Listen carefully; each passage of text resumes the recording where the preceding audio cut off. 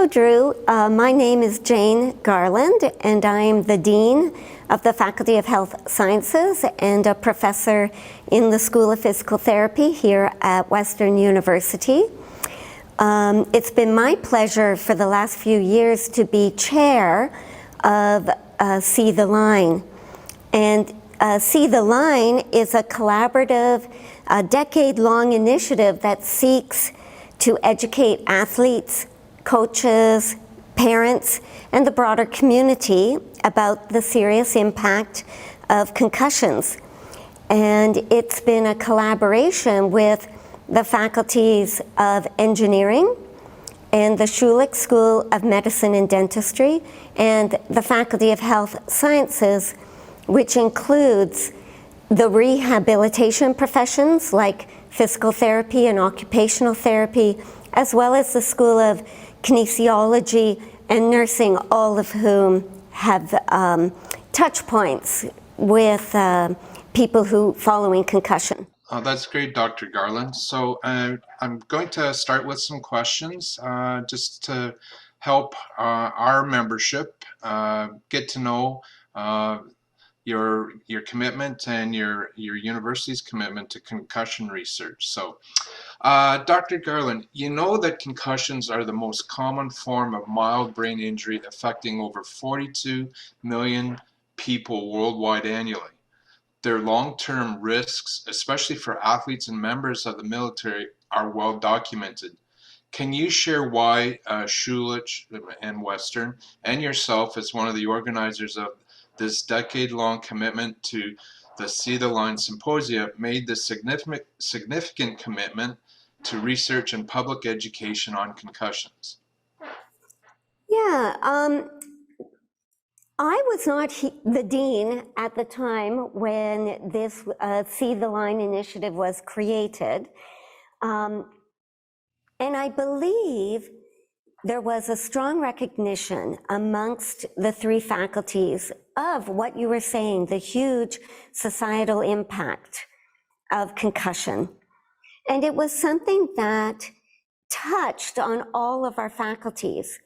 You know, engineering from the equipment design point of view, you know, Schulich School of Medicine from both the medical treatment of concussion, but also some of the basic research in terms of what might be happening in the brain following concussion. And then with health sciences, for those who do not recover from concussion within the first week or two, they end up in physiotherapy and occupational therapy clinics. And so we had a great interest in promotion of best practices following concussion from a rehabilitation point of view. So I believe it was that sort of interprofessional lens that really made See the Line unique in a way, because we were approaching the problem of concussion from this multiple discipline point of view. How could you summarize the key findings and contributions that emerged from the See the Line sessions? Yeah, so See the Line was designed to be an outward-facing knowledge translation, knowledge mobilization activity. So for me, the key finding, I've been involved in the symposium now for 6 years. What I've learned is the need the public has for reliable information about concussion, what to do. There's so much information on the web, and some of which is good, some of which is not. There's fads, some of which are are not helpful, you know. And so what I've learned is from an academic institution point of view, the public can trust the information that we're disseminating, that we're providing, because they know that it's researchers and educators who are providing that information. So that's a key finding for me, is that even though the people know much more about concussion and they know much more about some of the serious long-term effects of concussion, what they don't know is how to find good, solid, reliable information that they can use to help themselves and people they love. That was my motivation for starting my concussion clinic up in Newmarket.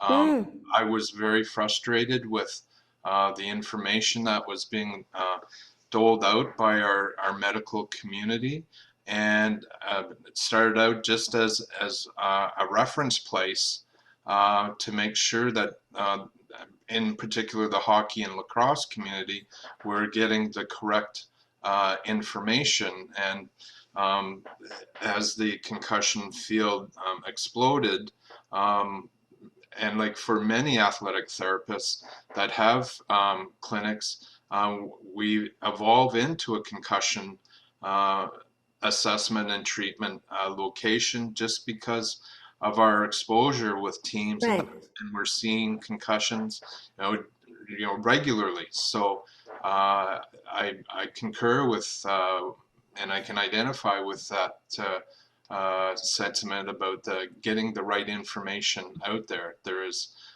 a huge amount of information, and not all Yes. of it is stellar. Right. Yeah. Okay. Back to what we've been asked to do. Okay.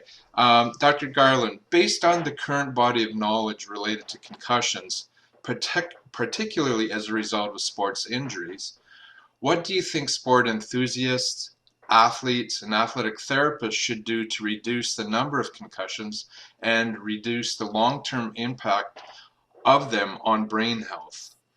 Thanks, Drew. I thought a lot about this over the last week, and we have to find a balance, because there are inherently positive things for health when it comes to being engaged in sport and being engaged in physical activity, right? So the answer is not to become sedentary. So we need to find a way to engage safely in sport and physical activity, understanding that all of our activities that have a certain amount of risk. You drive a car, there's a risk you will have a car crash. You engage in cycling, there's a risk that you will fall off of your bike and have a concussion. So in my view, the answer is not to fear sport and physical activity. The answer is to try and mitigate risk as much as we can, knowing that we can't eliminate that risk. And so certainly work is happening in, equipment design, in sporting policies that are working to make sport and physical activity safer. We're getting more bike lanes, on our roads to try and protect cyclists. I think the big thing for me to make concussion, and especially the long-term impact of concussion, safer, is the recognition that you have a concussion. That education piece. Can people recognize that the symptoms that they're having are not normal, that they should not just wave them off, that it's just another headache, maybe it was too much sun, maybe it was this, maybe it was that, but to seek attention, especially if the headache lasts for any period of time. I think the big thing for me is to make it safe for athletes to disclose concussion. You know, like what premier athlete is going to disclose a concussion if they're going to be moved out of the lineup and never return, right? So there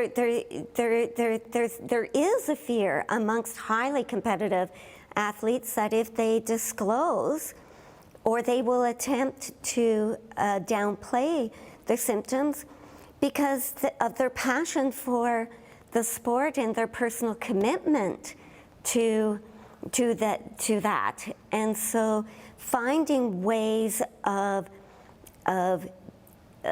it being safe for them to disclose, to be withdrawn from the sport for a period of time until they recover, without a long-term negative impact on their sporting career. So so there's a certain amount of coaching education and parent education to enable, if people recognize symptoms, to be able to disclose those symptoms. I think that is really key. Your first concussion, maybe you know, if it's not too severe, you may get over that. And frankly, most people, the majority of people, do recover completely from their first concussion. It's the second and the third, right, that become problematic, especially if they don't disclose that first or second. So I think those, for me, are some of the learnings I've had over the last few years from See the Line in terms of how to make sport safer for people with concussion. Yeah, efforts like Rowan's Law to make associations more accountable in terms of having concussion protocols in place, I think has been a key movement within the sports industry. And like what you're finding is the educational aspect is huge, because we as clinicians and you as researchers, if what we find doesn't get out to the public, then then that is tying our hands behind our backs a little bit, because ultimately we have to educate the public and the sporting public on concussion and its recognition and its treatment. So I think efforts like See the Line are almost mandatory as to what we need to move things forward. Okay, so looking to the future a little bit, Dr. Garland, based on the collective learnings from the university's research into mild traumatic brain injuries and concussions, what do you think should be or will be the future of research in the area over the next 10 years, and why? Yeah, now I realize I'm speaking to the Athletic Therapy Association, and so that my first comment might seem a little peculiar, but I do believe that there are more concussions in non-sport related activities than there are with sport-related activities. And I believe, for instance, the statistics with older adults and falling, that there are more older adults who suffer from concussion than there are, as you were saying, lacrosse players, as an example. So I do, yet, our sport heroes get a lot of attention, and therefore a lot of research can sort of look toward sport concussion, yet how brain health and concussion is affected in a non-sport related context, I think, and especially in older adults where the brain may not recover as quickly, or even, you know, some of your masters athletes, right, where, you know, they're not 16 years old having their concussion, right, and what impacts older age might play in brain health and brain recovery. I think that's going to be an important area for the next 10 years. I also think this concept of sort of personalized medicine. Drew, you made in your practice, you know, there's the saying, if you've seen one concussion, you've seen one concussion. Right? That each person you see has a different constellation of findings. Some, right? Some have more vestibular, like balance effects. Others have more a headache. Others have, so how we, and for me as a physical therapist, I'm very interested in the rehabilitation of people following concussion, and we know that you can't do the same thing for every single person, and what are the determining factors for what is the best approach with a certain patient given their unique signs and symptoms, what they're experiencing, what they're telling us. How do we know how much and, you know, and what type of therapy to provide that will give the best outcomes? And I think that we really don't know that from, you know, we don't have sort of a beautiful screening tool. We have screening tools, as you well know, for concussion, you know, on the sideline, et cetera, but those are very blunt instruments. And we don't really have that sense yet of what the critical interactions between the different presentations that an individual might have that would cause a therapist to say, I think we should go in this direction or that direction. So I think that's kind of research is going to be quite important moving forward. I agree. The one thing, you know, from my personal experience is I think the underestimation of the effect of potential eye injury, especially when there's a blow to the head, that the eyes are, I think, quite often underdiagnosed or underassessed to determine how much they are playing, you know, a factor in the cognitive response. Because if their eyes are altering the information to the brain, then the brain is working overtime to try and interpret what is going on. So, you know, that's just, you know, from my clinical experience that I find a lot of people have the visual, what we call silos. Of course, I grew up in a farming district, so of course we're going to use silos as opposed to constellations. But that is one area that I would like to see is the work with opticians and the whole optical world in seeing how we can integrate that aspect of concussion. So I guess that would be my challenge to the researchers at Western to maybe take a closer look at the visual aspect of concussion.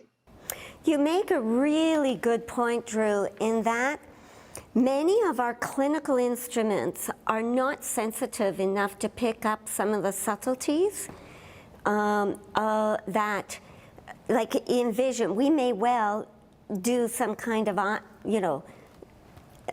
screening eye exam, but that is, and say, okay, no, things are fine. But the problems are more subtle, and they're not picked up with many of our clinical tools. That same thing goes for sensation, like how well people can tell where their body is in space.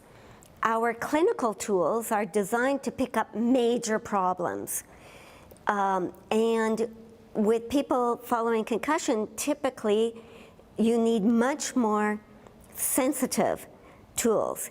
I personally do work with balance. And I've done a study with a PhD student in young people following concussion who have been cleared to return to their sport and are fine on the general balance assessments that we use, and yet in the lab we can pick up deviations still in their balance from age-matched, sport-matched controls who have not had a concussion. So part of the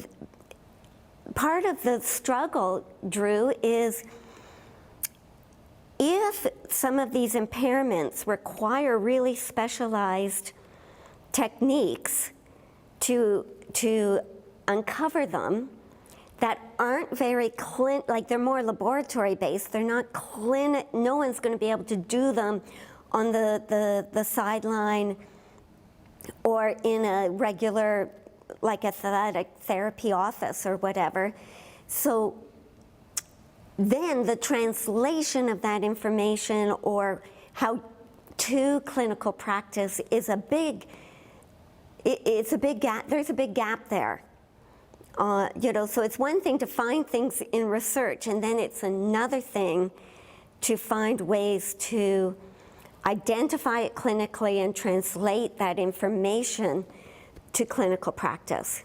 That's also a big research question, or research problem, I suppose. That's for sure, and that is the age-old problem of identifying clinically versus in a research setting or in a laboratory setting where right. Clinically we just don't have access to the neat tools that you need to determine some of that stuff. So we better move along. We're having a great chit chat here. Dr. Garland, this is where we invite you to share your personal experiences. Many of us in the concussion field have had personal experience with a concussion.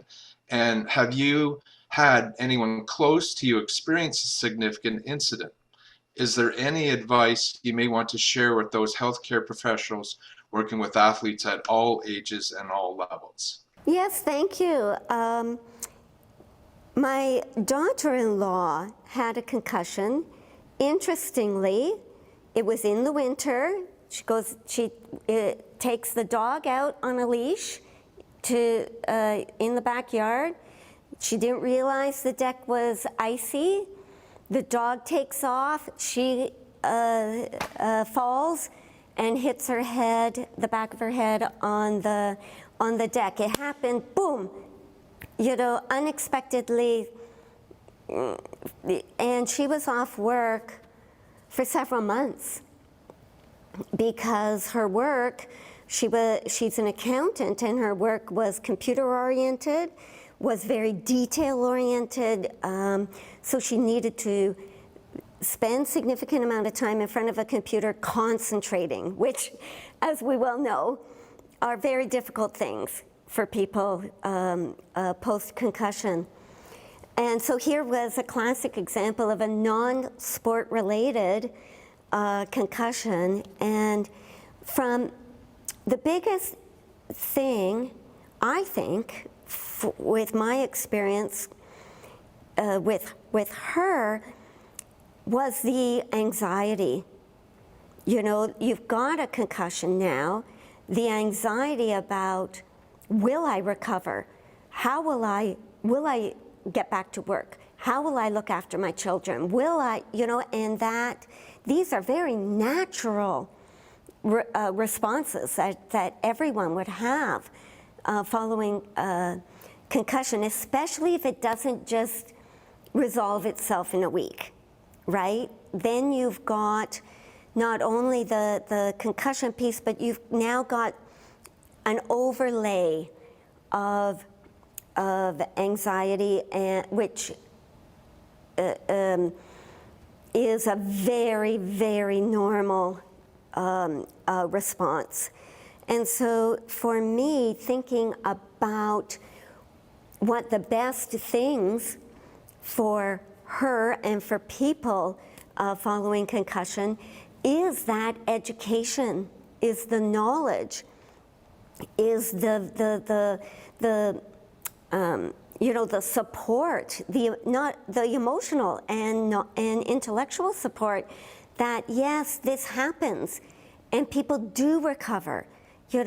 Some people it may take 3 months, other people it may take 2 weeks, other people it may take 9 months, but people do recover, and that support is really, really important in the early going, and to find a healthcare provider who specializes in concussion, I think, is another important thing, so that the patient can have confidence in the advice they're getting, in the treatments that they're being provided, because they know that that provider has a lot of experience in concussion, has seen, a wide range of presentations. I think those are two really important things. It really goes back to what I said at the very beginning with the upside to see the line. It is about trying to get, reliable information to patients and their families, and like different professional associations have, like I'm a physiotherapist, different professions have a Find a Physio, where you can put in your geography, like where you live, and is there anyone who specializes in concussion in my area or whatever. I think that, I guess, would be the advice that I would. For me, the biggest thing is education. Okay, that's excellent, Dr. Garland. The Ontario Athletic Therapists Association would like to thank you for taking time out from your busy summer schedule. And if you look behind me, you can see that it's a beautiful day outside. So I think we'll bring this little discussion to a close. And we look forward to the OATA and see the line interacting on a more structured basis, because I think both can be mutually beneficial to each other. So once again, thank you for taking the time to speak to our membership in Ontario and right across Canada. Thank you, Drew. And if your membership is interested in participating this year, just go on to Western University website, type in See the Line, and the information will be there for if they want to register and participate in the symposium. That would be great.